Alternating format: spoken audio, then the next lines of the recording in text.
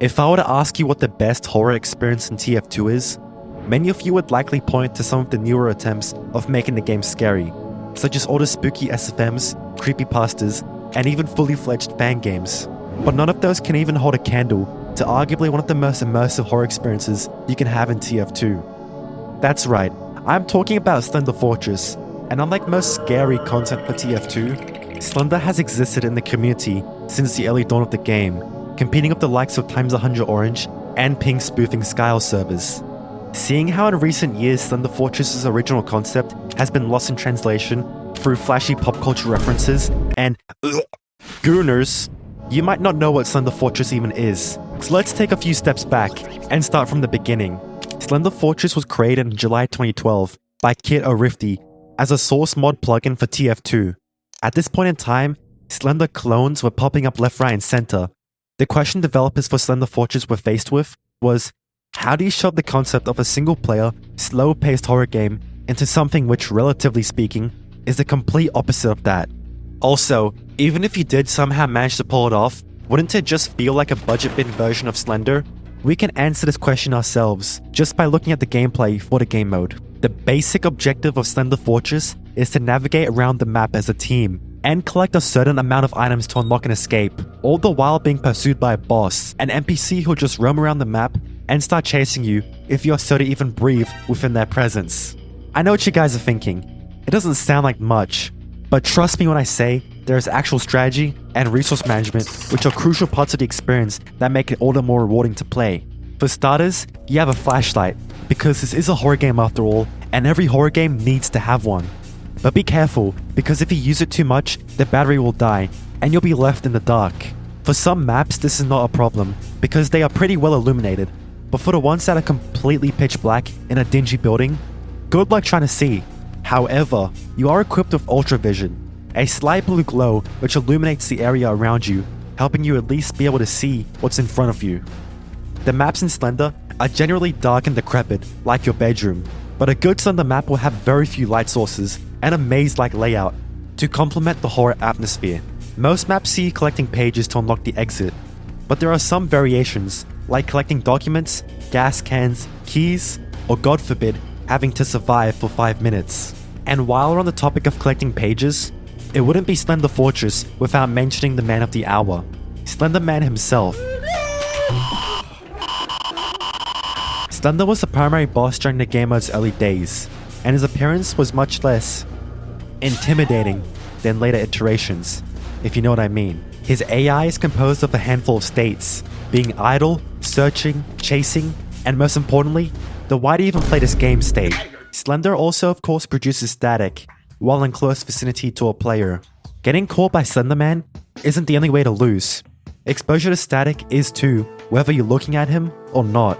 With its unique blend of arcadey multiplayer horror, gloomy maps, and a fully functional Slender Man, Slender Fortress earned early notoriety as a fun alternative horror game mode, which had never been seen before in TF2.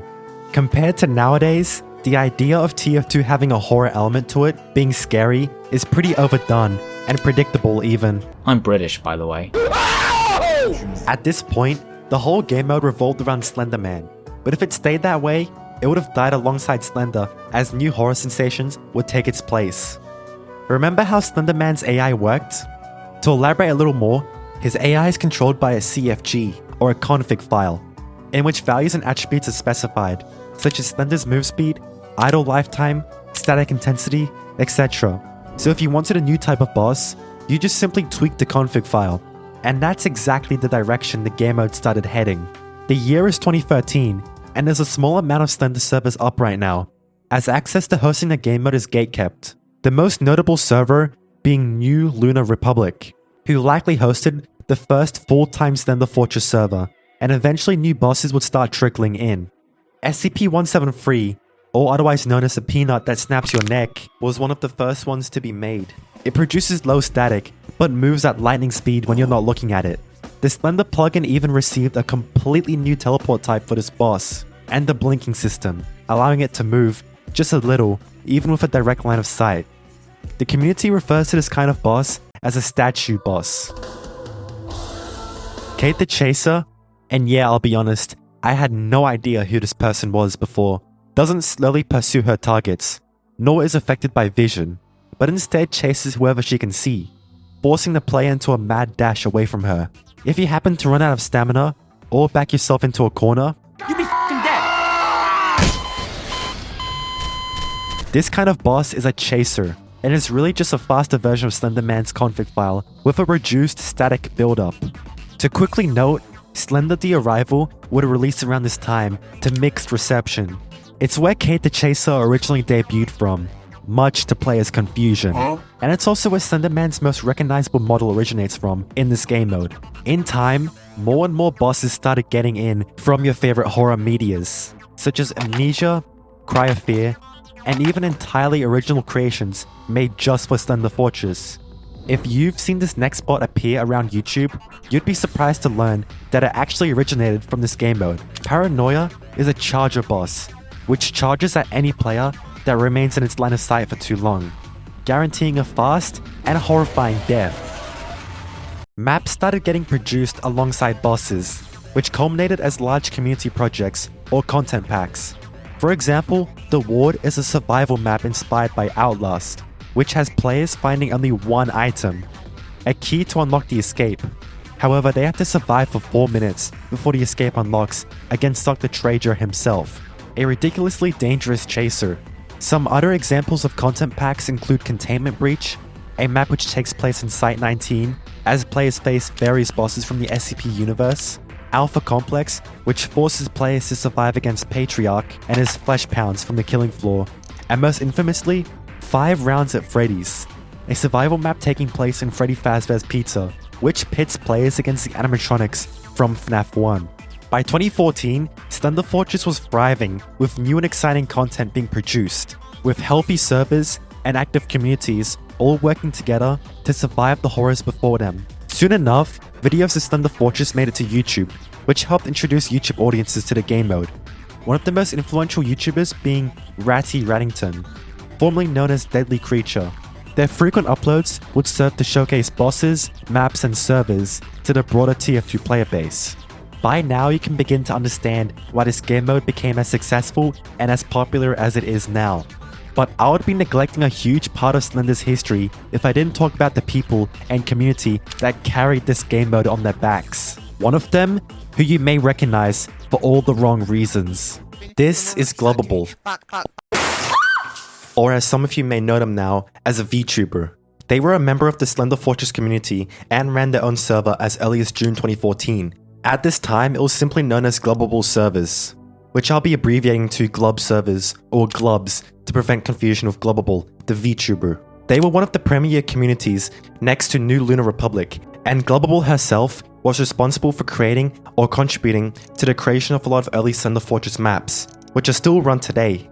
Glubs would stand out by regularly creating new and exclusive content for their server and the game mode, with both high production value and attention to detail to the primary theme of the mode, that being horror. So it's no surprise that Glub servers eventually grew to become one of the most popular in Slender Fortress history. But before they were able to take off, there was some drama back in the day between Glubs and their all-time sister server, New Lunar Republic. On the 6th of August 2014, Glubbable would make this announcement on the Glubbable Steam server group, in which she details a conflict between Glub servers and New Lunar Republic, with the former delisting them as an official Slender Fortress server. The cause for this was for multiple reasons, including NLR demanding exclusive Glubs bosses, despite each community having their own pool of unique bosses, disagreements about maps, including New Lunar Republic decompiling and making unofficial edits to pre-existing maps, such as 4-Way, claiming it as their own. When Glubs proceeded to host an older, official version of 4-Way, they were accused of stealing the map, which isn't true, and general trash talking towards Glubbable as a person. How much of this is true is up for debate, as we've only got Glubbable's side of the story, and the official New Lunar Republic Steam group has all been abandoned, and the response made by NLR was on their official forums, which have since been lost to time. Despite this incident, Glubs would continue to stay online, official or not, while New Lunar Republic would eventually fade into obscurity, with their last server-related announcement being posted in July of 2015. With Glub standing their ground, it was only uphill from here, as they would go on to release tons of new content over the years, with work on the Slender Fortress plugin now being handled by Glubbable, also known as bigboigamesyt or Kenzer. From here on, some of the highest quality Slender Fortress content started being created. 2015 saw the release of Underground, taking place in an abandoned subway. While most of Slender's maps utilize Team Fortress 2 and Half-Life 2's assets, Underground uses a great amount of custom-made content, including models, textures, and sound systems to create an entirely unique atmosphere. This map is a reflection of the deep understanding the team involved in making it had about the Source engine, which included Glubbable, Simply Delicious, Vince, and Dr. Face. In 2016, the classic Slender Fortress content pack was released, a compilation of various bosses and maps that existed around the time of Slender Fortress's earlier years. You were able to experience them all on Glub servers, or you could download the content yourself to host on your own Slender server. 2017 featured the Old Times update, a content pack which included a remake of another old map, Cry of Fear, alongside the release of the Old School, or Pack 14 Boss Pack, composed of primarily Source Engine horror bosses from games like Cry of Fear, They Hunger, and Afraid of Monsters. 2017 would also see the release of the Silent Hill update, a content pack themed around Silent Hill, obviously, including a wonderfully crafted map and bosses from the Silent Hill franchise. 2018 came with Candy Rewards, a new system designed to reward players for a long-time engagement with Glub servers. You would earn candy periodically simply by playing, with the potential to earn more by collecting pages and winning rounds. You could then spend your candy to control certain parts of the game mode, such as forcing specific bosses, forcing special rounds, extending the map by a certain amount of rounds, and so on. These examples are just bumps in the road when compared to the plethora of updates Glub servers pushed out. Throughout the year, you could expect balance changes to bosses, map updates, plugin improvements, and even seasonal content packs. Slender Fortress maps made under Glubs sometimes have corresponding Halloween event versions, which were released during October. You could also expect to see Christmas-themed bosses and maps around December, and even joke bosses and maps during early April. The list just goes on, and it's impossible to put into writing just how fruitful Slender Fortress was at the time. Also, all of these updates were accompanied by announcements in the Glubbable server Steam group, and sometimes videos posted on Glubbable's personal channel. What you have here is passion and dedication, which generates endless hype and interest in your community with limitless room for growth. By this point, Slender Fortress has all but cemented itself in the Wall of Fame of community game modes, joining the ranks of others, like Verse Saxon Hail, Dodgeball, and Randomizer, making TF2 history, so to speak. The one thing about Glubbable is that she took Slender Fortress way too seriously, and it shows if you ask anyone who was closely involved with Slender Fortress's development. They'll tell you, Glub squeezes our balls and the content comes out. At this point, I was really invested in hearing about the community side of things. So I went ahead and tracked down multiple people closely associated with Slender Fortress to talk about their experiences working with Glubbable. Most notably, Dr. Face and Reliantlers. Yeah, I'm just gonna call them Vince. Alright, here we go.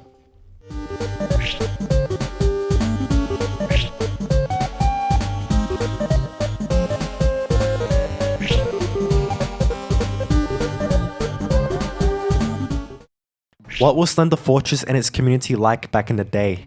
Vince, you fucking remember, we used to go in there and there'd be like a bunch of like femme pyros surrounded by like swirling hearts and stuff like that, and people going, "Oh, how?"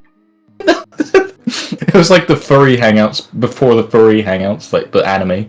Yeah, you had your like fair share of people like that in the servers, but to me what it felt like was mostly, it was like really casual. It wasn't so much people surrounding the game mode, it felt more like a casual hangout with the game mode on the side. At least that's how it felt like to me. People had to just sit there and... What was working with Glubbable like? God.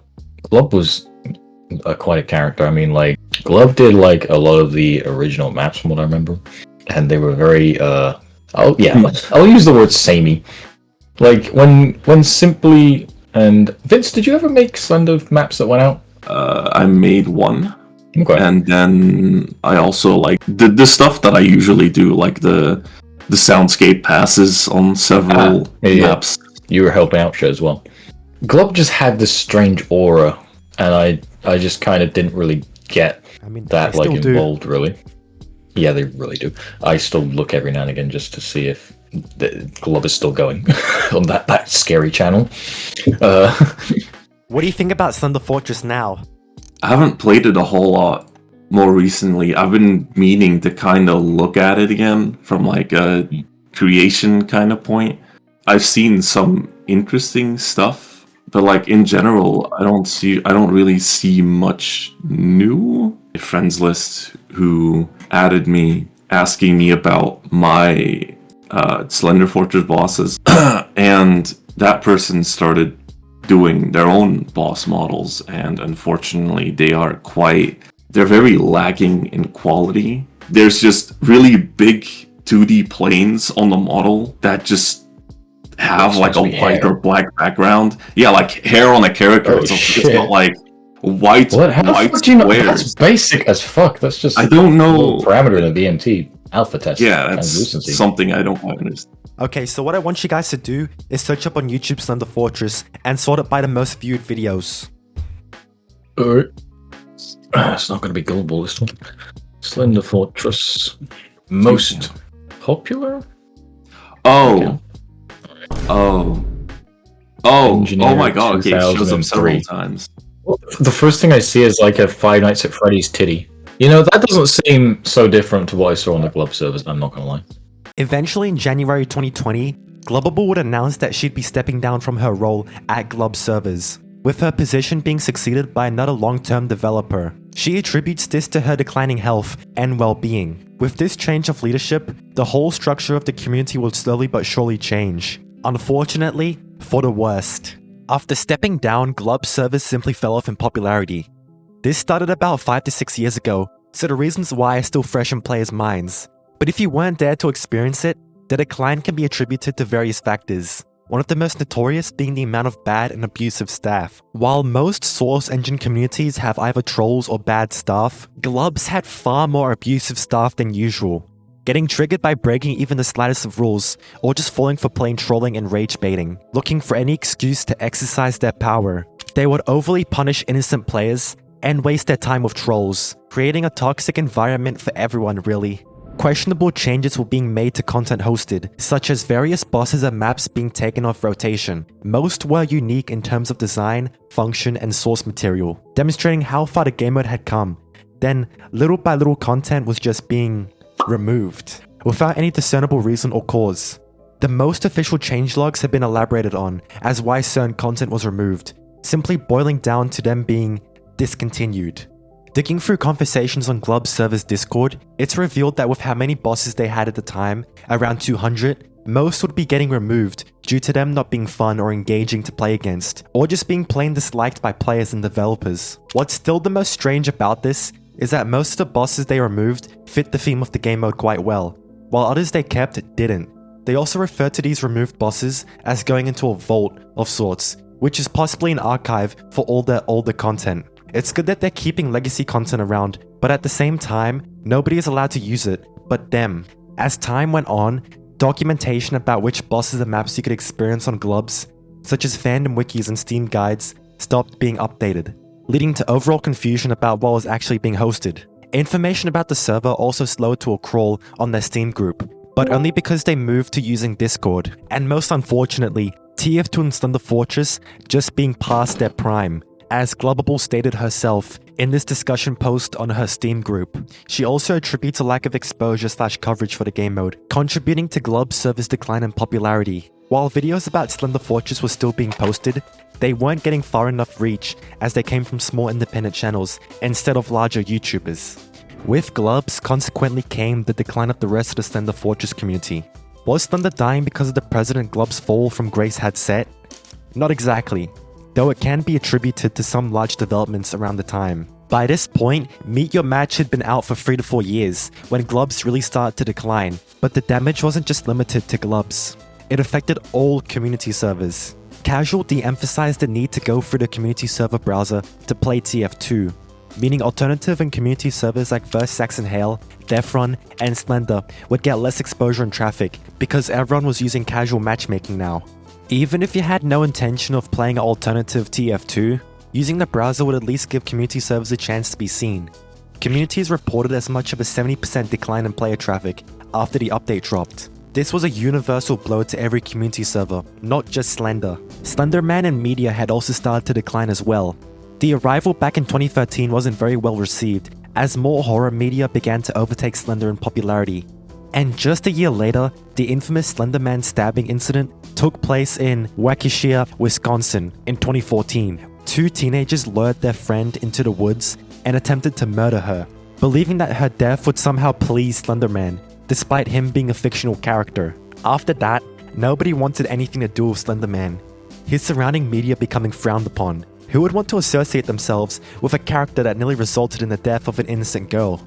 Oh, and also the Slender Man movie came out in 2018, which was met with a universal disappointment, and is widely regarded to be a pretty bad movie, not doing much to help or rejuvenate interest in the character.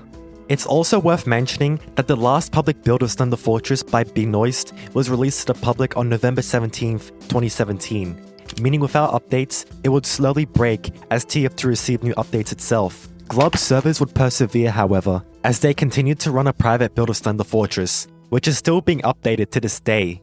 As for everyone else, however, attempting to compile and run Slender Fortress for your own server just won't work. It hasn't been updated in 8 years, and nobody has tried to restore the build to a playable state. But despite all of this, with Glubs dying hard, Slender Man losing relevance, and the game mode itself breaking, Slender Fortress itself would get a second wind. The last build of Slender Fortress pushed out by BigBoiGames would come with Windows compatibility, which is great for letting more players get involved with Slender. However, the version itself would be riddled with bugs and issues, with BigBoiGames not being around to fix them. A few disgruntled developers would take it upon themselves to fix Slender Fortress, and ultimately keep the game mode alive. Slender Fortress Modified would first release to the public on June 12, 2020 on GitHub, created by Mentrillium, with contributions from other developers from the Slender scene, including the Gaben and Demon Hamster Eating My Waffles. Modified describes itself as an expanded version of Slender Fortress, with massive feature and stabilization improvements, primarily to prevent issues like crashing. It also describes itself as a lot easier to compile compared to previous versions of the game mode. In short, Modified is all about pushing Slender Fortress content creation to its limits. To start with, bosses now have far more features and abilities they can utilize in their config files, such as projectiles, more damage types, extended animation libraries, and so on. A lot of boss functions in the past were found in exclusive plugins made specifically for servers like Glubs, but Modified lets anyone use these free expansions. Previously, Slender maps were made with the base Hammer editor entities, but map creation for Modified is far easier with the inclusion of a brand new .fgd file. Forge game data files are text documents, which define entities and logic used for games and game modes in source. The .fgd for Modified included a vast array of improvements to pre-existing entities, such as page customization options, improvements to music transitions, quality of life for global map properties, and so on. Modified also allows backwards compatibility with older generation Slender maps, meaning none will be lost to time. And best of all, Modified is open source on GitHub, meaning anyone is free to download it, look through its code, submit improvements, or even create new game modes using Modified as a base. Previously, access to Slender Fortress was very on and off. The plugin would often go through periods of being public and private, or just being limited access to certain servers and communities. With Modified, anyone is free to download it no matter when, and if you have the skills, you can get your very own Slender Fortress server set up in no time. However, what proved to be more important than players setting up public servers was players setting up private servers to create and test content. To set up a TF2 server, you need a good understanding of the source engine, source dedicated servers, and source mod, let alone an even greater understanding of Slender Fortress as a game mode, something the modern TF2 player would be clueless about. Back in 2014, the average Joe wouldn't know how to approach content creation, if they even had access to Slender. But as time went on and documentation slowly trickled through, more and more players got to work.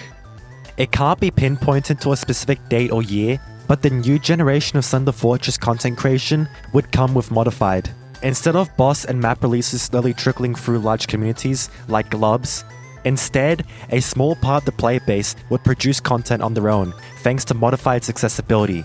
Communities would primarily receive their own brand of exclusive content made in-house, but public content would still be posted and shared in the Modified GitHub page and official Discord. Slender Fortress in its current state is a shadow of its former self. I mean, sure, the gameplay is still relatively the same from how it used to be back in the day, but it just doesn't hit the same without all the themed updates and the sense of community from the Glub server days. Kind of reminds me of another game in a very similar predicament, but I just can't put my finger on it. Many Slender servers such as Glubs or Nexus Realities, which do revamp the original gameplay with better content and features, simply don't pull in a lot of players. And if you go on YouTube right now and search Slender Fortress, you'll find tons of content that either misses the mark entirely on what makes Slender Fortress good, or outright fetish content. I'm looking at you, FNAF Foxy video, with over 4.8 million views. Now, I'm not going to dunk on anyone who enjoys this type of content, but with how abundant it is on YouTube, the problem of Slender Fortress getting misrepresented arises, leading to a lot of confusion for what the game mode is meant to be. This discourages even more people from wanting to play the game mode, alongside everything else I've gone over. I'm not saying that anyone's opinions on the game mode are inherently wrong, but I feel like most people probably would have given the game mode more of a chance if they were able to see what it was like behind all the layers of slop and shitpost bosses that have encapsulated Slender Fortress in recent years.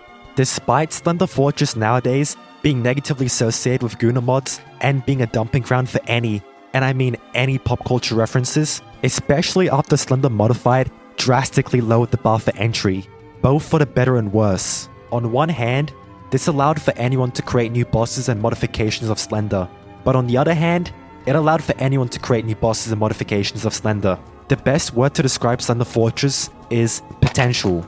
Slender Fortress has the potential to be one of the most entertaining and well-designed community game modes right now, yet is being held back by a lack of seriousness in its presentation.